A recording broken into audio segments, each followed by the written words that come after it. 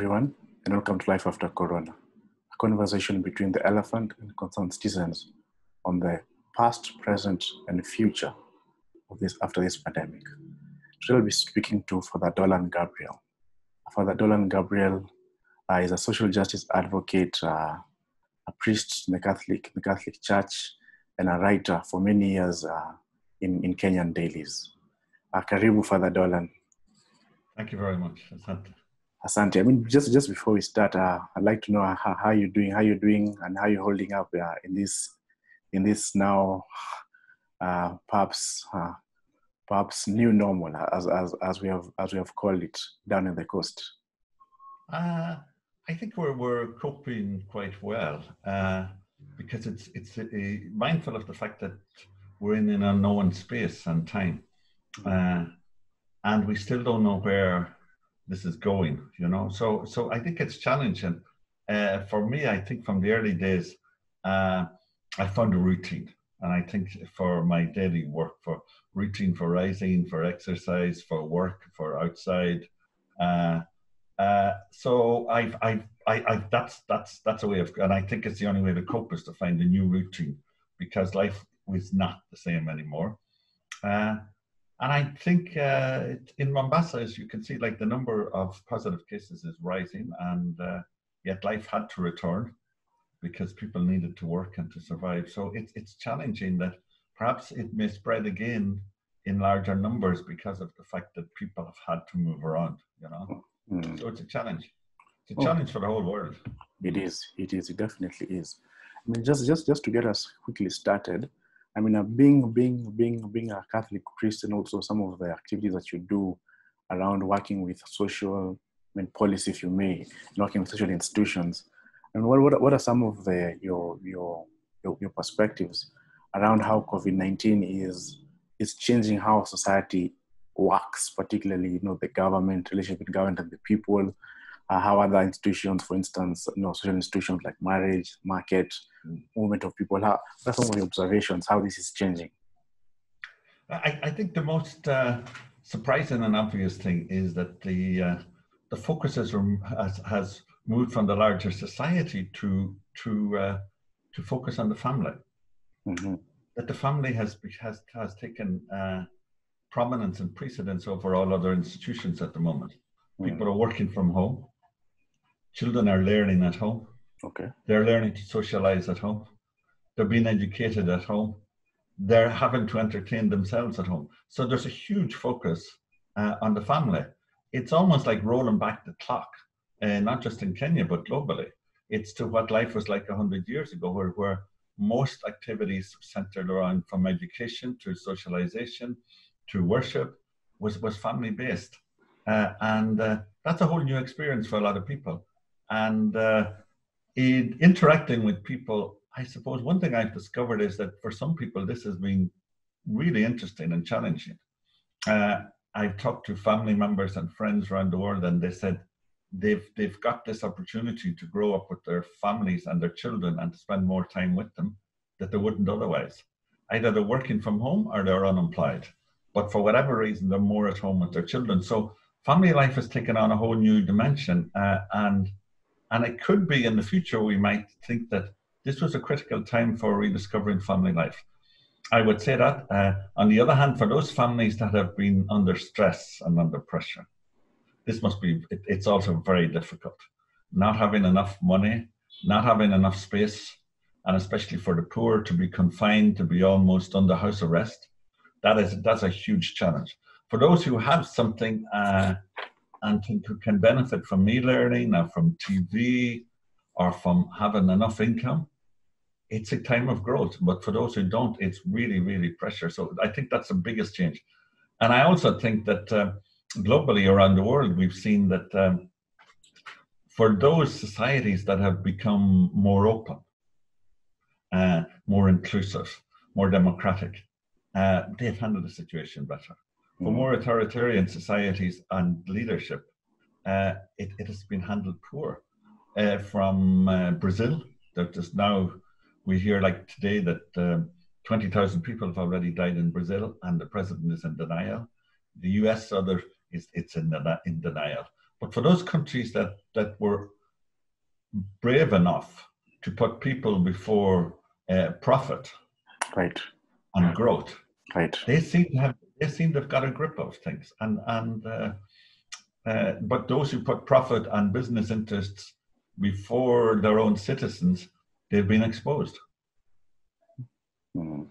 Right. I mean, a quick one. I mean, just to add, just to piggyback on the idea of family, and how would you think this will change our social arrangements with the states, with other institutions moving forward?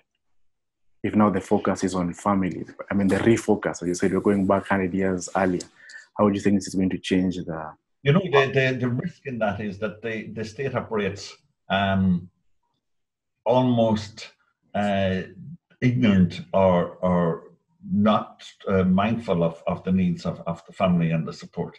There's a real risk that when the focus is on the family, that it's a real opportunity for people to force change that otherwise isn't possible. And I'd imagine that in a society like Kenya, where corruption has been so endemic, Right. almost like a corona of its own in Kenya, I'd imagine that's true. At this particular moment, that we will find that perhaps people are really exploiting this situation because there's less time for oversight. Right. And even civil society organizations and the press are constrained. So to do investigative journalism or to do investigative human rights situation, it's like it's screen behind the mask. We're all wearing masks, but behind the mask of the corona, right, people are misbehaving. And we won't discover that until much later, I imagine. Mm. Oh, great. I mean, I'd like to move the conversation forward. I'd like us to talk about social justice. I know because you've been involved in this for a good part of your life. And my question would be, in the last couple of years, not just within what you'd call the secular public sphere, but even in the public sphere that includes the church, the family, even at least its marker in society. The space of social justice has been pushed to the periphery. So conversations around social justice at best have been located within civil society, the formal civil society, but this has been done particularly very bureaucratically. So, in your opinion, why is it that in the last couple of years this conversation has been pushed to the periphery and it hasn't been at the center and focus of building our society? That's a very important question, and there's no easy answer to it. I mean, my perspective from when we talk about social justice, let's not be theoretical.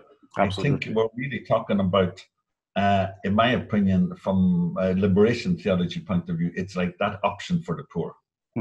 It's option for the poor. It's like trying to view life from the bottom, trying to view life and to listen and to be challenged by what is it like to live at the bottom of society, and then listening to not but creating a space for them. So to me, that's what social justice is viewing life from their perspective. Viewing life from the perspective. Hello? Those who control the resources, from those who aim to be like other societies. And so it's like the poor who are at the very bottom, they don't really, almost seen as a burden. And social justice means that you see that those who are at the very bottom, who have least access to education and to employment and are in very poor housing, whatever the situation is, they don't have land, they're landless or whatever, but that you don't see them as a burden, but that you see these are an asset to the country. And they have to be brought in as citizens to be heard and to participate, because they have a lot of gifts and talents, and they have a lot, and the country is missing them. So I think but I don't think that they matter. I don't think they matter in church. I don't think they matter in civil society. They're like an afterthought. It's like, oh, we wish they would resolve their own problems and we move ahead, because civil society has become very bureaucratic. it's no, you know, there are some very committed people, but a lot of people are joining civil society organizations as a career choice. Mm. It's well paid. It's comfortable. It's a good way to make a living. You can feel important, but they're not really there for the type of change that the poor need and want at the very bottom. So it's become very bureaucratic, very professionalized, and very much out of touch. And that's why we can see that many of these social justice centres are coming in to replace that. Right. That justice issues are becoming localized. So it's just when a civil society, almost like, I suppose, 20 years ago in Kenya was vibrant and energetic, and now it has more resources, and but it's not effective because it's what does it say on the issue of housing and unemployment, right, and the minimum wage, you know, access to health facilities. Civil society is not there, and the church too, I think, is just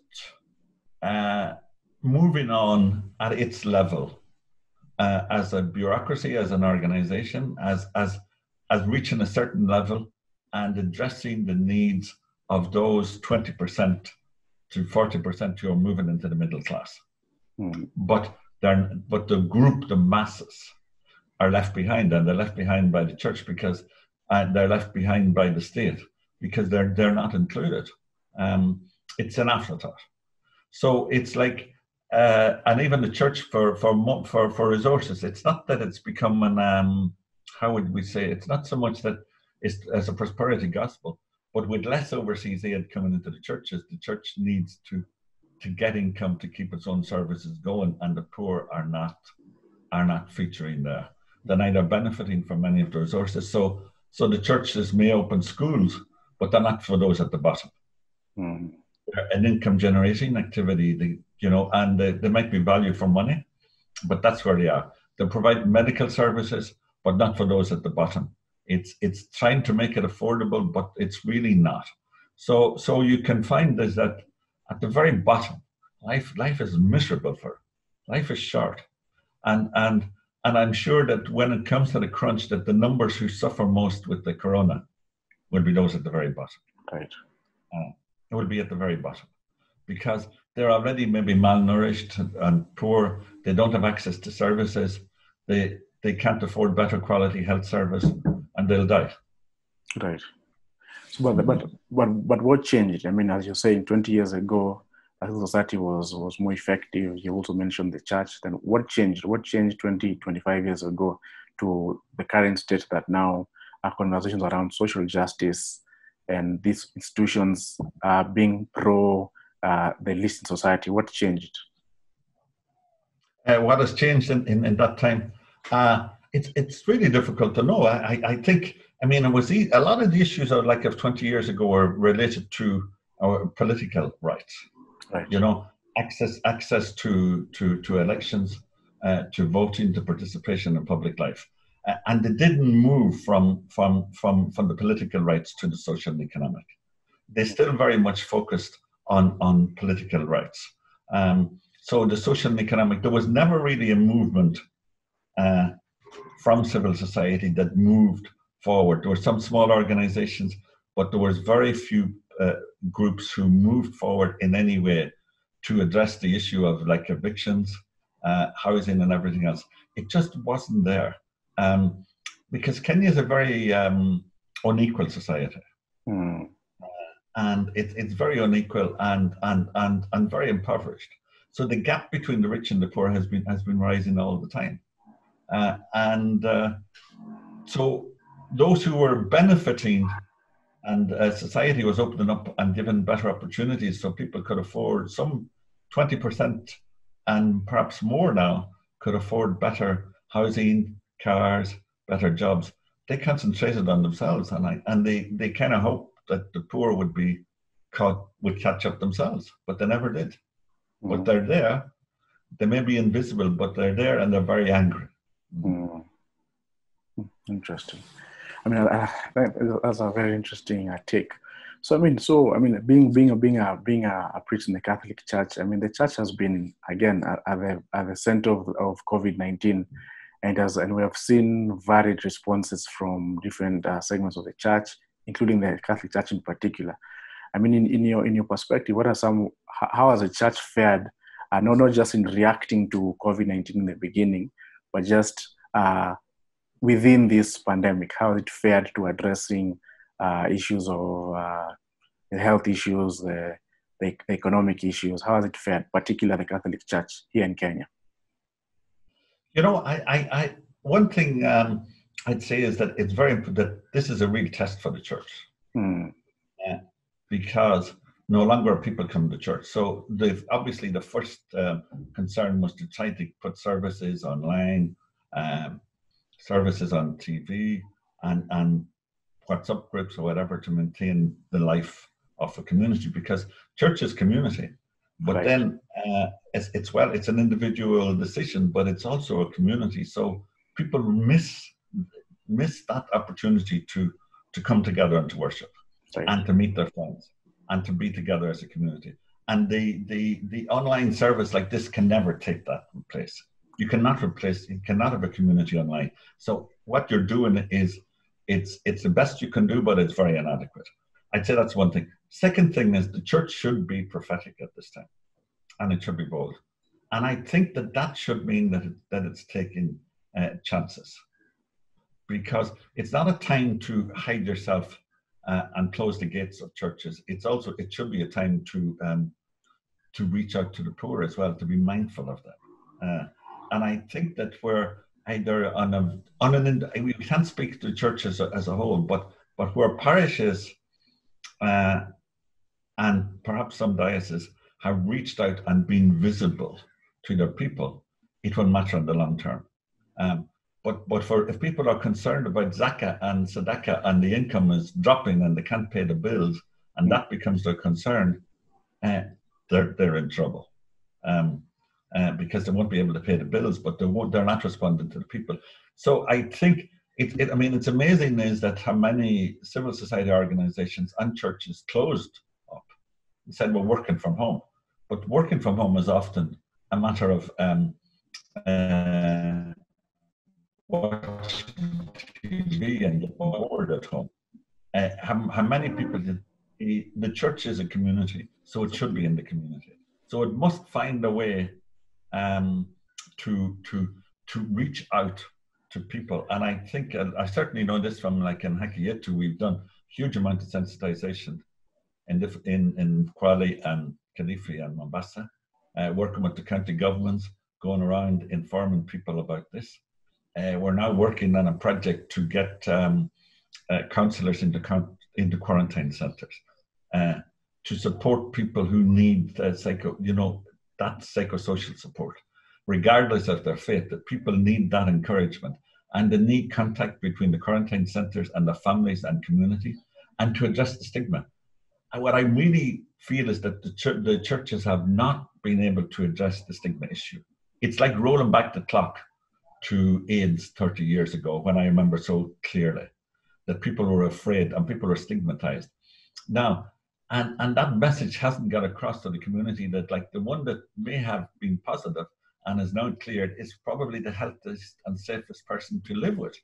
So the first thing churches should do is reach out with compassion. And I think the danger of this thing of social distancing wasn't a great message. I think the message should have been, which we did in Hakiyetu, was to say physical distancing, but not social, because you need compassion and you need kindness. And the marks of a Christian is that compassion, and that, be mindful of those who are suffer. Be mindful of those who have nothing to eat, and encourage your followers to look out for their neighbor, to look out for the old person, and the one who's living alone. So the churches have to be at that thing, but address the stigma, and it has not been addressed very well. Thank you for that.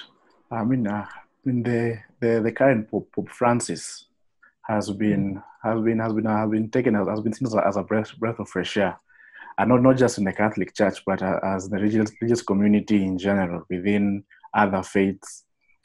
And I mean, in the last couple of years, he's been pushing quite a bit of change within the Catholic Church itself. But I mean, if you quickly, if you quickly just perhaps articulate, being an insider, why is his message very so appealing to the masses in particular? But also, what are some of his philosophical, theological posture that makes his message so attractive in the current age?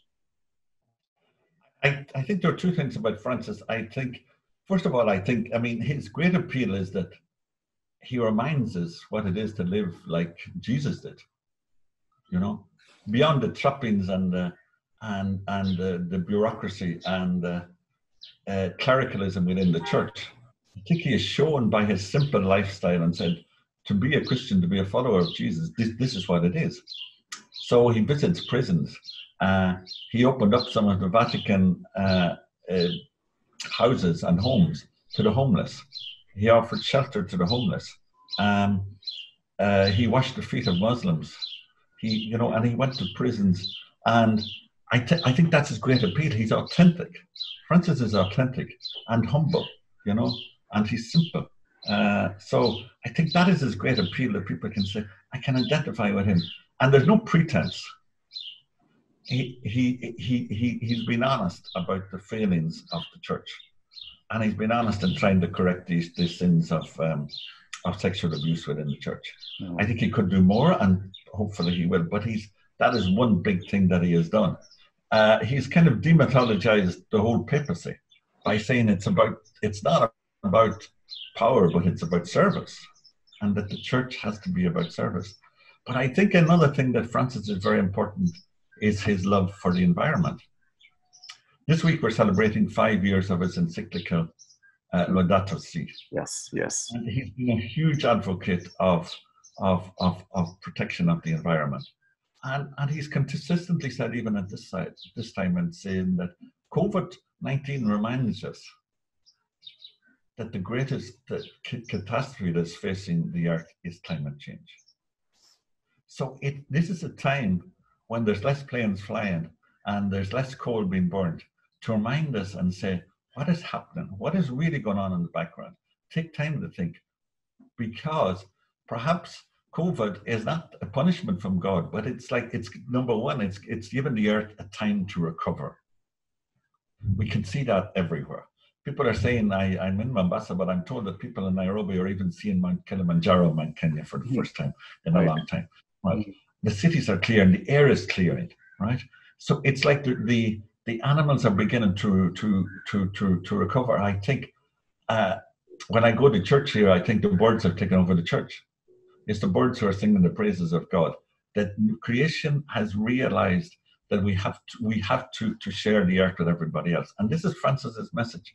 It's been his warning for 5 years. Greta Thunberg and many others have been saying, are we going to observe the whole protocols? Are we going to observe the Paris Protocol?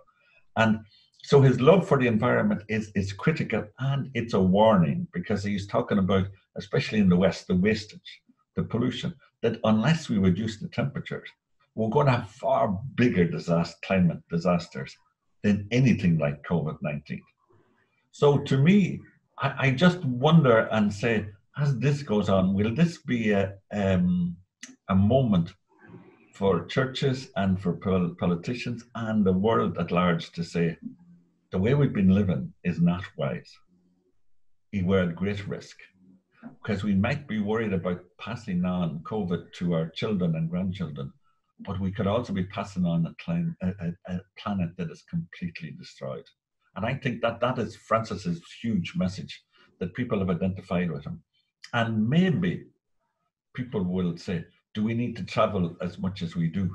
Do we need to waste so much of the resources? Do we need coal anymore? Should the Lamo coal plant continue? Locally questions, what happens about Kitui coal? Those are questions that people should ask. What type of environment do we want to live in after this? What lessons have we learned? So in those times that people are at home, it's a real opportunity for them to think about it.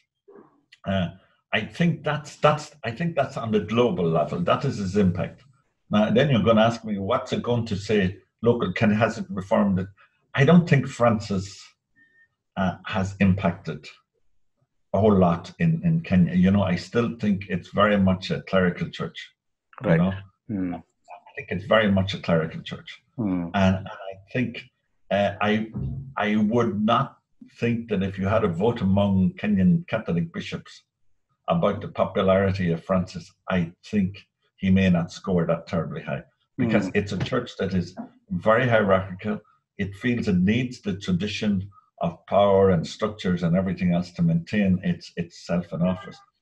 Francis is breaking things up, and he's actually giving power back to bishops' conferences to decide on issues that are relevant for them. In other words, that the church in Kenya should be, he eventually wants to move it to be able to say, you should be able to make these decisions yourself. Do you still want a celibate priesthood? Is that what is most appropriate for you? Do you want this structure of church? But people are so happy with one centralized that they're afraid of change. So I think he may have impacted outside the church even more than he has impacted, because within the church it's very uncomfortable with the reforms that Francis is advocating. Yes, which is because you know that thing of clericalism, that the elitism, the professionalism. You know, that, I mean, I've heard people saying is, oh, you know, the church has a special role, you know, and we should be just given passes to travel within and out counties, you know. Right. And I'm saying, well, so what are you doing? Are you going to serve the poor, or do you think you're a priest? You know, it's not about privileges. That's what Francis has done. And he told the Curia, you know, you're the Secretariat in the Vatican, you guys like have to change. Right. It's not about privileges, benefits, elitism. It's about service to the poorest of the people and witnessing the gospel in that way. Right. Because you answered my next question. Just as you've said, in Kenya it's very clerical, so it's still, the structures are very cemented on power, hierarchy, etc. But quickly, but how? Because even in this age of COVID-19 and particularly now, some of the things that he was saying earlier now have seemed prophetic already with what has happened already because of COVID-19. How does the church in Kenya and in Africa particularly navigate its seemingly dark past because of its colonial roots? But I know it's nuanced, but it has colonial roots. But then how does it re-engage the public sphere to move the conversation post the political reforms that he tried to do particularly in the Moi era, and now have conversations around the environment and socioeconomic issues and livelihoods and focusing on the person to flourish. How does it move that debate forward?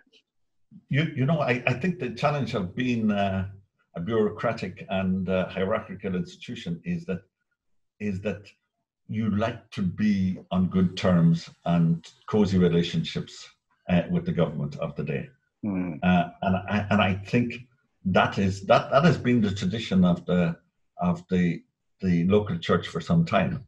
You know, bishops don't like you to speak out, but they like to be able to go to State House and meet privately with the president and bring up. Thanks for that. So, you already answered my previous question around the reforms in Kenya, talking about how the Catholic hierarchy is very centered on structure, power, hierarchy. But still, what are some of, particularly in this age of COVID-19, what are some of the reforms, but also change of posture that the Catholic Church needs moving forward to be able to speak to the masses, imbibe social justice and a theology of human flourishing? How should it posture itself? You know, I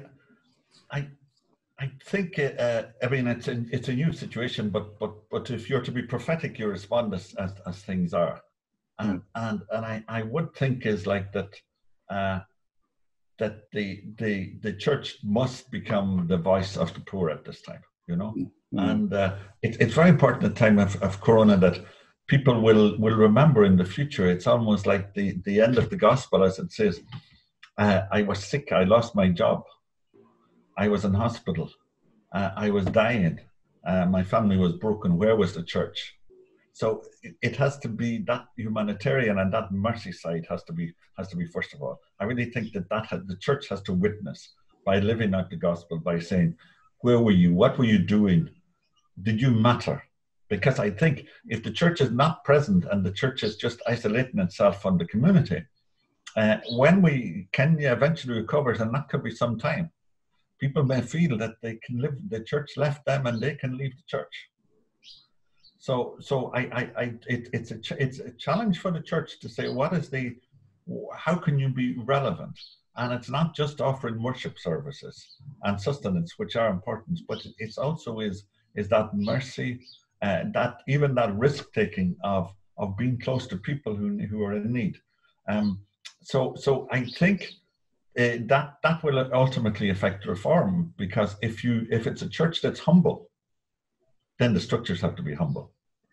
If it's a church that emphasizes service, then there's no pretense behind a lot of garbs and large hats and croziers and all of that makes us feel important. You know, it's like it's your humanity, your lived out faith that matters to people. So it could be like demythologizing the hierarchy and getting them to come to grips with what matters, or where is the church? Because you can find that maybe if this was 20 years ago, the church would have had a bigger role.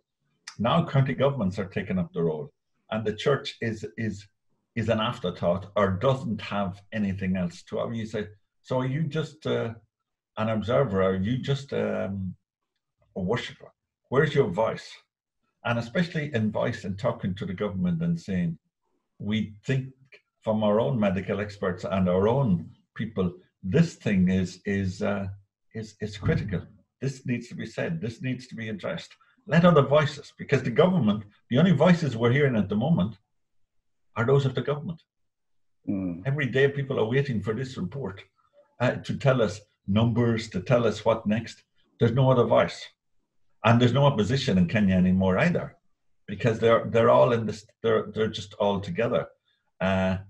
They may be attempting to finish each other, but there's no real opposition. So it's not to say that we must be critical of the government, but the government must be able to answer questions from the public and not just brief us in a dictatorial manner. Let them hear other voices, and the church should be not just concerned about, oh, when are we going to open churches?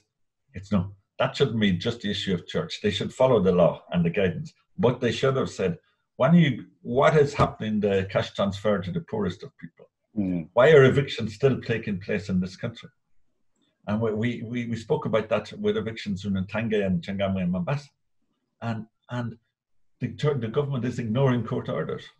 Kariobangi, people were still evicted. And how can the government be serious? So you witness by speaking the truth to the powers and saying, we know it's difficult for you, but you have to answer these questions.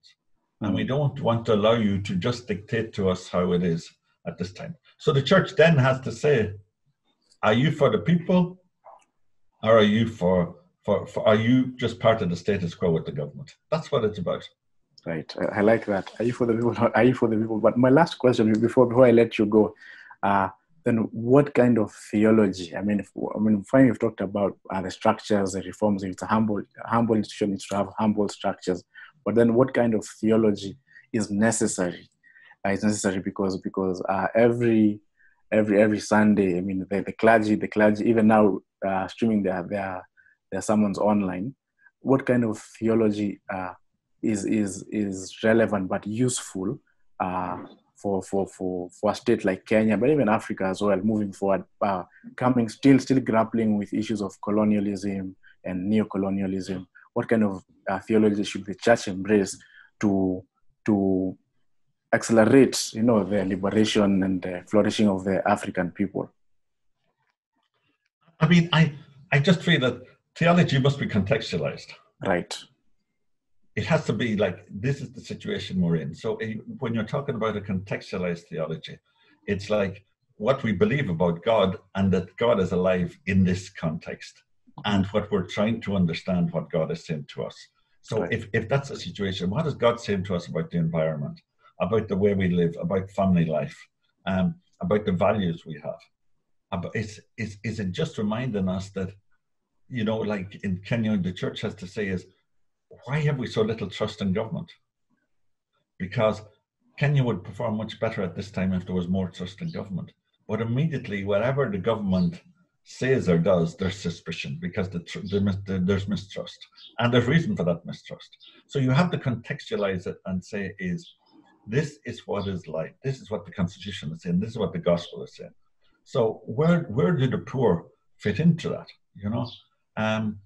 And it's like that people are thinking that things will correct themselves, and they won't. You know, we've been thinking that for a long time. The poor cannot lift up themselves by their shoestrings, because they may not even have shoes. You know, they need a forum. They need to be. So it has to be a theology that's talked about liberation. So it's liberation of the poor, and that's why we see it's opting for the poor, and it's taking the side of the poor in all these situations, in evictions, in housing.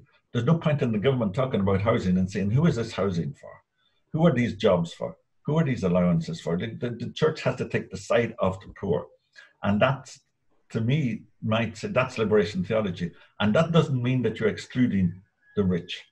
It means that you're asking the rich to change their mind and to be more merciful and to share the wealth of the nation with the country. So it has to be that opting for the poor, viewing life from what it's life at the very bottom. Because ultimately, in the final judgment, we believe it's like, I was poor, I was homeless, I was evicted, I had corona, I lost my job. Where were you? That's living out the Christian faith, and the church has to do that. It cannot anymore depend on just saying is, let's copy what Rome is doing, let's do what others are doing, because even that failed miserably in many situations. Let that become a clerical church, because it just hides the abuse that's going on in our own church. Let's be more open. Let's not be afraid, and let's be accountable. But I think the church is comfortable asking others to be accountable, but is not accountable itself, starting from the connections. That's not to say it's corrupt, but it has to say is, even if you believe you're a man of God, you're vulnerable. Right. Do behave, show and witness by the life you live, first of all. Interesting. Father Dolan, Gabriel, thank you so much for being here with us today. Thanks for being here in this interview. Thanks, Joe. Thank you so much. I'll be well. Huh?